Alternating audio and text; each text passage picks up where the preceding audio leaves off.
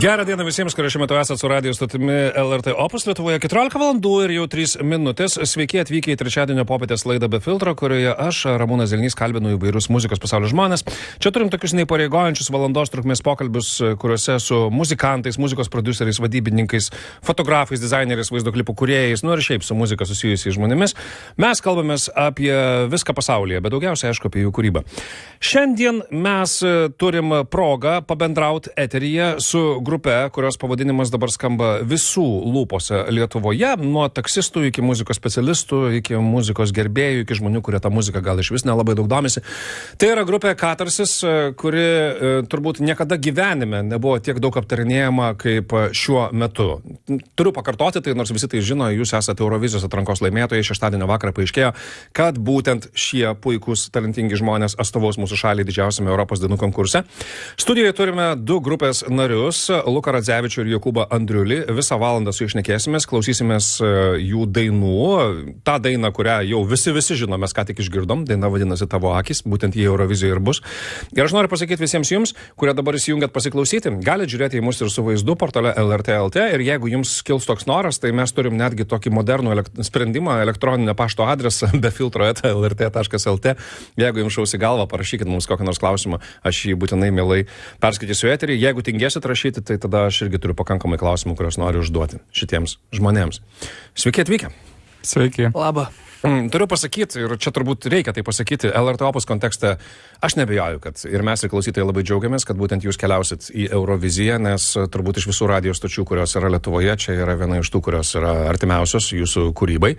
Ir pradėsiu nuo to klausimo, kurį, aišku, jūs jau girdėjote 100 kartų, bet vis tiek man atrodo, kad jis yra svarbus. Alternatyva Eurovizijoje ir turbūt, ko gero, labiausiai alternatyva Eurovizijoje per visą Lietuvos eurovizinių dalyvavimo laikotarpį. Ką jums tai reiškia patiems, kad būtent su tokia daina toli nuo pop visų klišių ir standartų jūs keliaujate atstovauti Lietuvai ir tiek daug žmonių jomis pasitikėjo ir labiausiai jūs palaikė? Didelį pasiekimą labai reiškia. Ir kažkokia naujovė didelė Lietuvos muzikos scenai, manau. Aš tai irgi galvoju, kad didelis pasiekimas ne tik mums, bet ir visai scenai. Ir kad turėtų visai pokyčių gal net iš to kažkokių natūraliai atsirasti, kad kitos, aš čia tiesiog prognozuoju, bet galbūt kitos atrankos galbūt jau kitaip atrodys ir dar kitos, kur bus vis daugiau alternatyvos. Jūs tai spėliojat, ar jūs jau sulaukėt kažkokiu tai atsiliepimų iš kitų žmonių, tarkim, jūsų bendraminčių Lietuvos alternatyvos scenai, kurie, aš įsivaizduoju, kad turbūt tikrai parašė nemažai sveikinimų žinučių ir gal kažkas netgi pasakė, jeigu jau jūs praėjo, tai mes gal irgi pabandysim kitais metais. Ne, aš tai negavau. Kol kas dar ne. Aš tiesiog taip prognozuoju iš tos pusės, kad manau, kad jeigu aš, pavyzdžiui, būčiau buvęs ten paauglys ir būčiau pamatęs tokį dalyką, aš manau, tai galėtų visai didelį įtaką iš tikrųjų padaryti, kad alternatyvi muzika nėra tik tai ten mažiem koncertam ir tamsiem klubam, tai galbūt gali būti ir daug platesnis reikalas.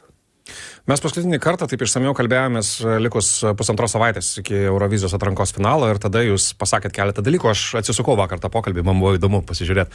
Jūs sakėt, apie tą pergalę jūs taip pat labai atsargiai kalbėjot ir netgi leptelėjo tokią frazę, mes net truputį bijom, kas būtų, jeigu mes laimėtume. Ir jums buvo tada labai įdomu, kaip viskas atrodys pačioje Žalgirio arenoje. Grįžkim truputėlį šeštadienio vakarą, stovėti ant tos didelės scenos, truputį didesnė auditorija ir didesnėm turbūt ir techniniam galimybėm. Kokia buvo visa ta patirtis? Ar buvo to kažkokio streso, baimės, ar kažkoks jau atėjo mėgavimasis tuomet? Man gal stebėtinai jauku buvo tenais. Aš kažkaip kaip tik tikėjausi, kad bus daug didesnis stresas ir įtampa prieš tiek daug žmonių pasirodyt, bet kažkaip kaip tik daug jaukiau jaučiausi negu LRT studijai per pusfinalį. Jo, nes kažkaip atrodė, kad yra kažkokia jau siena pramušta su tuo patekimu į finalą. Ir mes visą dieną šiaip sukiojomės tokiam savo tiesiog rate. Aišku, ten buvo repeticijos, visa kita, bet tuo kaip ir laisvu savo dar laiku, kurio šiek tiek buvo, stengiamės tiesiog būti vienas su kitu, kauptis. Bet man tai buvo tokie 3 skirtingi jauduliai, kur kadangi 3 kartus reikėjo pasirodyti, tai pirmas buvo gal toksai esminis, o po to kažkaip jau atrodė, antras jau buvo, mes jau tai padarėm, galim padaryti ir antrą kartą tikrai labai gerai. O trečias buvo toksai jaudulys, kad gerai laimėjom, reikia dabar tiesiog dar kartą. Dar kartą gerai labai pasirodyt. Aš neužfiksavau vieną dalyką, bet žmonėms visada yra įdomu užkulisiai. Žalgirio arena nėra pakankamai didelė, kad ten užkulisiuose kiekvienas iš atlikėjų turėtų savo kambarėlį, dėl to juos, jiems skiria keliems atlikėjams, 2 atlikėjams dažniausiai vieną kambarį. Su kuo jūs buvot vienam kambarį? Su Lion Zika. Tai pagrindinis, paskui pabaigoje paaiškėjo, kad pagrindinis konkurentas. Pagrindinis duetukas buvom, jo. O jūs ten su juo pažįstami jau prieš tai buvo, ar čia buvo tokia proga kažkaip? Ne, susipažinom, bet visai smagiai mes ten buvom ir po to dar pabuvom. Fainiai. Pirmą kartą jau tik tai realiai susipažinom, bet tikrai viskas labai, labai gerai buvo. Aš dar leidžiu savo spėti, kad tai, nes tai kažkiek primena ir mamą apdovanojimus, ir kitus didelius renginius, kai ten didelė košė, didelė masė tų muzikantų užkulisiuose. Čia jums buvo tokia pirma patirtis, kai su tiek daug viso to balagano ir tiek daug žmonių reikia trintis ir ruošti savo pasirodymą? Aš kažkaip gal net nepajaučiau per daug, netkreipiau dėmesio. Kažkaip buvau pats asmeniškai susiizoliavęs tam kažkokiam susikaupime ir šiaip mes visai tam tiesiog visur buvom tiesiog tokie aplinkui apsupę viens kitą ir tiesiog šnekėjom ir nežiūrėjom nieko kito. Jo, kaip ir sakiau, mes stengiamės tokį savo, ne tai, kad stengiamės, o tiesiog taip gavos, kad savo burbule užsidarėme taip ir aišku, bendravom su kitais, sveikinomės, šnekėjome šiek tiek, bet kažkaip realiai pavyko toj savo bendram rate susikurti tokį komfortą. Žinot, jeigu apie burbulą kalbam, tai kadangi šitą laidą vadinasi Be filtro ir mes čia atvirai šnekučiuojamės apie visokiausius dalykus, aš noriu tą temą truputį paliesti. Žmonės, aš manau, kad iki galo jūsų nenuskaito ir neperpranta. Aš leisiu savo teoriją pasakyti. Aš skaičiau vieną komentarą, kuris man patiko po mūsų ankstesnių vienų pokalbį, kad tipiški atsipalaidavę naujosios kartos žmonės, kurie niekam nebando įtikti, niekam nebando vaidinti to, ko jie nėra, nebando ten dirbtinai šypsotis. Žmonės tuo pačiu, paradoksaliai, kartais turbūt nesipratę prie tam tikrų būdų, kaip popmuzikos atlikėjai elgiasi, jie tai nuskaito kaip tam tikrą atšiaurumą, gal kartais net nedraugiškumą kažkokį ir kažkokį, šitie tai tiesiog jie su niekuo nenori ten turėti. Aš tai su jumis, kai susitinku, visą kitą, man atrodo, kad jūs esat visiškai normalūs, jūs nesat nedraugiški. Jūs suprantat, ką žmonės turi omeny, žiūrėdami jūs ir matydami, kad kažkaip jūs kitaip elgiatės negu visi kiti. Jo, aš pats, man kai būnant tik tokioj terpėj, kur visi ir bendrauja organiškai, man buvo šokas atvaryti televizorių ir matyti, kaip tiesiog neorganiškai šneka ir kaip vaidina prieš tas kameras žmonės, kaip bando, pavyzdžiui, kad ir jau kai žiūrėjau tas ankstesnės atrankas prieš mūsų dar, tai kaip bando romantizuoti labai, pavyzdžiui, apie savo kūrinį šnekant, perdėt, aš kaip kurie suprantu, kad kartais nėra viskas jau taip ten crazy, tiesiog kartais yra sukuri, labai paprastas šiaip iš principo yra visi tie dalykai ir aš tiesiog sakau žiniasklaidai, kad tiesiog daina nebuvo per daug kokios žinutės, nes dažniausiai ir nebūna. Dažniausiai po to visi atlikėjai tam, kad parduoti tą savo dainą, sugalvoja tą žinutę ir siunčia pranešimų spaudai ir viską, kad kažkaip užromantizuotą dalyką apimtų. Iš pačio principo kūrinys tiesiog nesvarbu, ar turi ar neturi. Tiesiog, tai aš tą pajaučiau, kad tiesiog žiūri į kitus ir jie labai vaidina daug. Ir kažkaip mes iš karto tiesiog jau apsitarėm ir sakom, būnam tokie, kokie būnam, tikrai nebandom parsidavinėti. Ir galų gale tai netgi gal ir buvo pagrindinis mūsų dalykas, dėl ko gal ir sulaukėm tiek daug dėmesio ir kad buvo kažkas visiems, kas žiūri televizorių, naujo pamatyti realius žmonės, kurie taip kažkaip realiai tiesiog šneka. Nežinau, aš čia taip filosofuoju, bet gal... Jo, realiai dėl to atšiaurumo, gal ten iš bendravimo, nežinau, ten gal žmonės kokius video matė, kur ten mes nesišypsom, kai mumėlė prašo mūsų šypsotis ir panašiai, tai kažkaip iš esmės tiesiog nesinori, kaip ir Lukas sakė, elgtis kažkaip pritemta ir būti tuo, ko mes iš tikrųjų gal nejaučiam tuo momentu būti.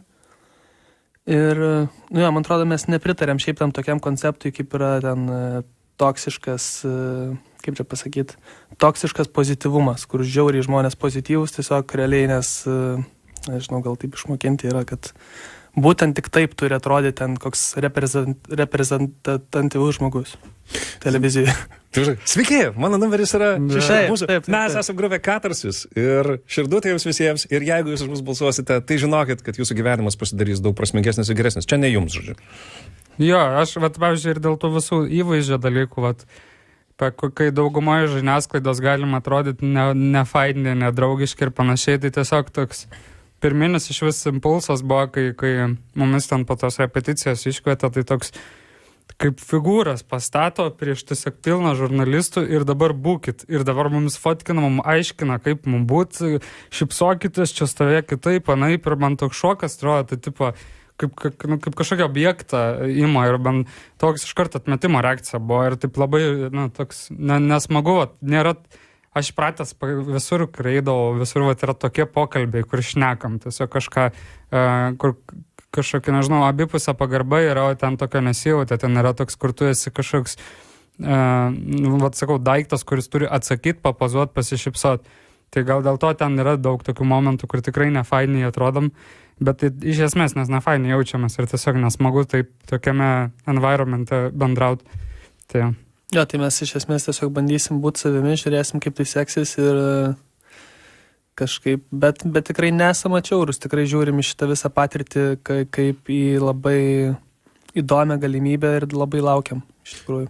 Kad jūs nesate atšiaurus, tai aš jau galiu paliudinti, nes teko ne vieną kartą pabendrauti, bet dar truputėlį likim dar paskutinę minutę prie tos temos. Čia dar vienas dalykas, žmonės žiūri tos video, kai jūs nulipat nuo scenos ir prasideda ten visi pokalbiai, ten fotografavimai. Žmonėms atrodo, kad jūs net nesidžiaugiat tuo metu. Ir aš po to jūsų paklausiu, po to interviu, sakau, klausykit, ar yra taip, kad jūs truputį šokę? Tai va tos pirmos kelios minutės, kai jums jau pagaliau galvoje pasidarė aišku, kas dabar bus.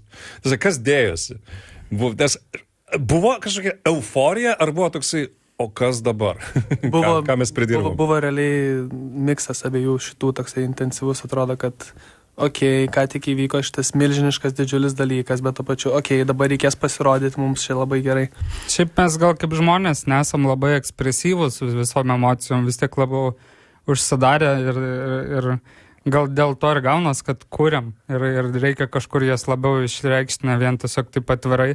Tai dėl to galim atrodyti netokie apsidžiaugę ar kažkas tokio, bet iš tikrųjų tai kaip tik buvo labai, man bent jau buvo toks nesuvokimas, tiesiog, atrodo kaip sapne būtum, tiesiog kaip kažkas nerealaus labai, bet to pačio aišku ir buvo ir tas, kad tiesiog visą dieną mes ten ant kojo ir panašiai labai didelis nuovargis ir tiesiog tokie pasimetę. Ja, tai prie to paties, kad nesišypsai ten labai plačiai ir ten nestrikinėjai, nereiškia, kad nesidžiaugi labai viduje, mes labai ten po to apsikalbėjome truputį ir labai džiaugiamės. Aš jūs palikau tenai, nes priminkim, kad šiaip tai baigėsi viskas apie 2 nakties, o paskui dar buvo tenai mineralinio vandens ir traškučių, buvo toksai pratęsimas ten, jūs ten, kaip jūs atšventėte, tiesą sakant, kelintą valandą jūs nuėjot miegot? Jokūbas anksčiau išėjo. Aš anksčiau darbą reikėjo. Aš 6 rytą dirbau, taip. Išėjau, nemeluosiu, apie 5 ryto ir kėliausi 7 ryto. Ja. Linksma diena, darbe buvo po to. Taip, puiku. Dabar, tiesą sakant, noriu jūsų paklausti dar keletą dalykų ir mane visiškai išmušė iš vėžių, nes ėjo į studiją dabar kitas žmogus, kuris kažką dabar filmuos, tai dabar aš net nebežinau, ko klausti, paklausykime jūsų dainos dabar. Taip, daina, kuri dabar skambės, yra vienas iš kūrinių, kuriuos aš parinkau, bet jūs galite pasirinkti, kuris iš tų kūrinių dabar skambės. Pamiršau žiūrėti paukščius, ji netikra, nebeturiu jėgų, tyla, rasa, vasara galvoja minoras. Vasara galvoja minoras mes vis tiek turėsim paleisti tiems žmonėms, kurie gal nesusipažinę su jūsų istorija, nes tai yra viena iš žymiausių jūsų dainų. Kurią dabar klausom iš šitų? Paklausom tylos. Tylos. Čia daina taip vadinasi. Taip. Taip. Ir šita daina, papasakokit bent trumpai apie ją kažką. Aš žinau, kad jūs nemėgstat aiškinti jūsų dainų prasmių, taip toliau, bet kada šita daina atsirado ir ką mes galim pasakyti apie šitą kūrinį? Man šita gal tokia labiausiai...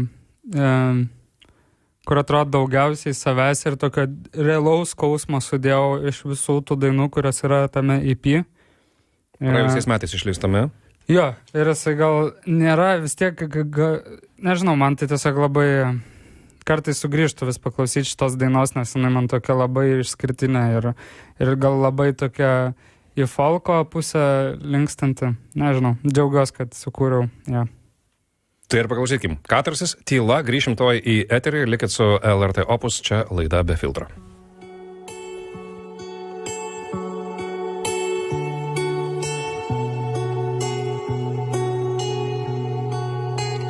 Kaip ryte tankus atrodo, tai žudo mane. Vėl jaučiuos kaip sapne.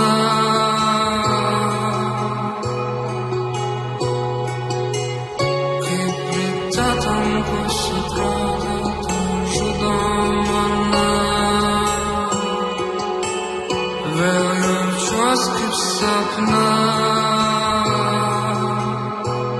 Tyla dengia